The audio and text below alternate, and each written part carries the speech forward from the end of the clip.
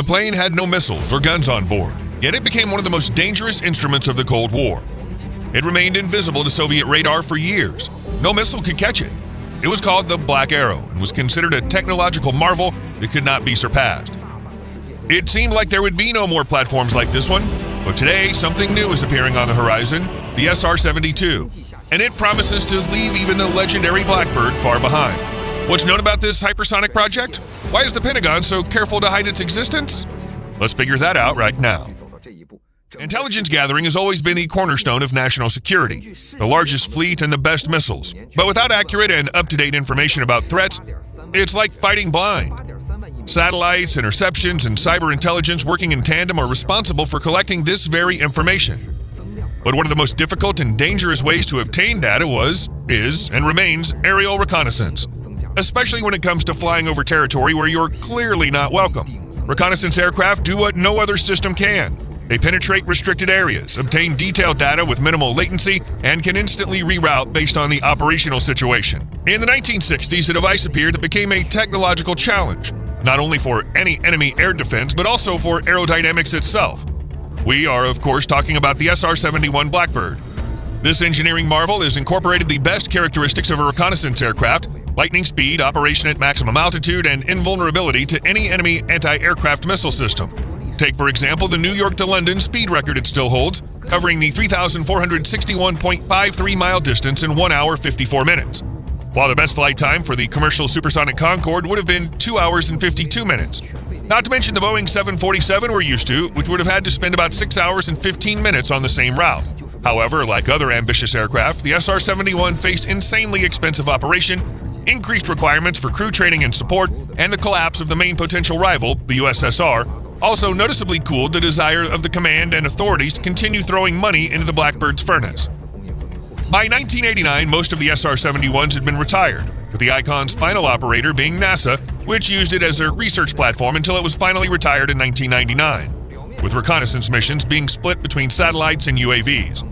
Any further talk of potentially reviving the Blackbird was immediately met with strong resistance. The Air Force had no plans to budget for the aircraft, and American drone developers were deeply concerned that their programs would be cut back if the government had to shell out money to maintain the SR-71 fleet again. Time passed, but Blackbird's fame never faded. The 21st century has presented the United States with new demands. The world is no longer divided into two competing superpowers. The role of local conflicts, asymmetric threats, hybrid wars, and short-term operations has grown, where a slow satellite may simply not have time to obtain the necessary information, and a drone may not fly to the required point. Aerial reconnaissance has again come to the fore, but now it needs to be not just fast, but hypersonic. The first rumors about a possible successor to the SR-71 appeared in 2007, but since they remained in the status of unconfirmed information from the internet, real interest in the prospects of the United States getting its hands on the SR-72 only reached its peak in 2013. When information about the hypersonic aircraft in development was shared with Aviation Week and Space Technology magazine by employees of the Skunk Works division of the infamous Lockheed Martin. The wave of interest was so strong that it literally overflooded the publication's servers. And of course, after all, for the first time, the talk turned to the actual preparation of a 60-foot demonstrator of the latest technologies, comparable in size to the Lockheed Martin F-22 Raptor. There were plans for it to be equipped with a single full-scale engine capable of delivering up to Mach 6 for several minutes, with everything necessary for real-world testing ready by 2018. In 2017, the magazine revisited the SR-72, pointing to the possibility of Lockheed's accelerated hypersonic aircraft development. This time its author focused less on the industry hype and all sorts of hints about Son of Blackbird, but rather on the fact that the program seemed more mature than initially assumed, supplementing his article with a story about a demonstration of the supposed prototype. One eyewitness told the magazine that he saw what appeared to be a small unmanned aerial vehicle flying into the U.S. Air Force's Plant 42 in Palmdale, where the Skunk Works is headquartered, accompanied by 2 Northrop T-38 Talon aircraft. Lockheed, for its part, declined to comment to Aviation Week on this observation. And let's be honest, the airfield in question is gigantic. In addition to the Skunk Works devices, there could well have been prototypes of Boeing or Northrop Grumman, which have their own huge complexes here. The engine's rightly considered the main focus of innovation in the SR-72. After all, it's not for nothing that Lockheed Martin, together with Aerojet Rocketdyne, have been working on a unique power plant capable of providing speeds of up to Mach 6 since 2006. The key to success was the idea of combining a turbojet engine and a ramjet or scramjet into a hybrid called a turbine-based combined cycle, TBCC. The thing is that conventional turbojet engines are good up to speeds of 2.5 to 3 Mach. At higher speeds, they start to overheat and simply can't cope. The air's too hot, the compressors lose efficiency, and the fuel doesn't have time to burn properly. Above this limit, you can use a ramjet or scramjet. But there's a problem here as well. They don't function whatsoever at low speeds. They need a huge airflow, otherwise the fuel simply will not burn. Therefore, such engines are practically useless for takeoff or landing. The SR-72 must be able to take off from a normal runway, accelerate to Mach 6, and carry out daring missions in the heart of enemy territory. This means it needs an engine that can maintain efficient operation at all stages of flight, from 0 to hypersonic. That's why Skunk Works engineers chose TBCC. While details of the SR-72's ramjet have not yet been released, Lockheed officials have previously said that 2 turbofan engines were considered as the turbine basis for their TBCC, the Pratt & Whitney F100 and the General Electric F110. Both are high-performance afterburning engines previously seen on the U.S. F-15 Eagle and F-16 Fighting Falcon. If we're talking about the layout, Lockheed considered options with dual flow paths and over and under configuration. Since the scramjet runs on supersonic airflow, the company quite simply couldn't place the turbofan engine in line with the scramjet, so they focused on placing it above or below it, thereby ensuring unimpeded airflow. By the way, you may have recently seen a similar concept in a movie. We're talking about the 2022 Top Gun Maverick, which showed us the fictional DARKSTAR aircraft switching from a turbofan engine to a ramjet in flight. It all gets even more amusing when you know who helped the filmmakers with DARKSTAR and how it works.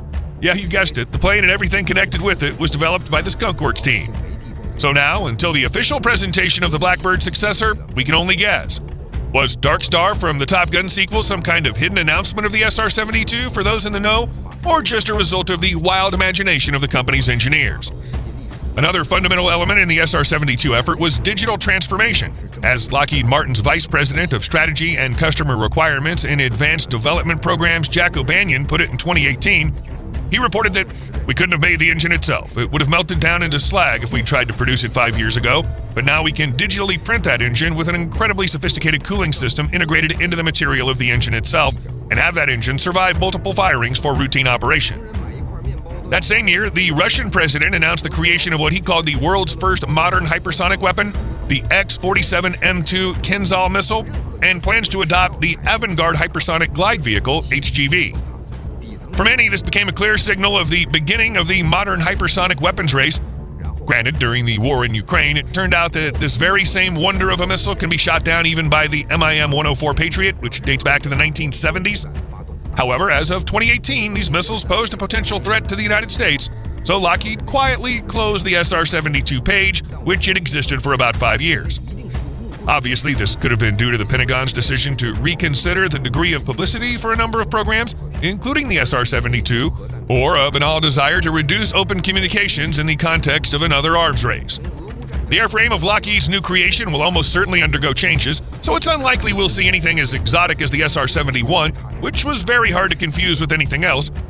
The only thing that they will clearly not refuse is the latest materials in the production of the fuselage and critical components.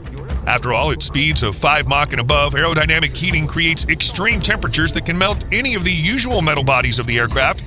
Simply put, we're looking at a mix of composites, including high-performance carbon, metal, and ceramic blends like those we've seen in ICBMs and decommissioned space shuttles. The most significant change, however, will be the widespread adoption of AI and autonomous systems, as the Skunk Works team is seriously considering making the basic version of the SR-72 unmanned, with a manned version being considered as an optional solution. At the very least, we won't have to bother again with special spacesuits and a technological base to ensure the safety of pilots when working at crazy speeds and altitudes, and this will at least open up broad potential for using the Blackbird successor in reconnaissance and precision strikes without direct human intervention.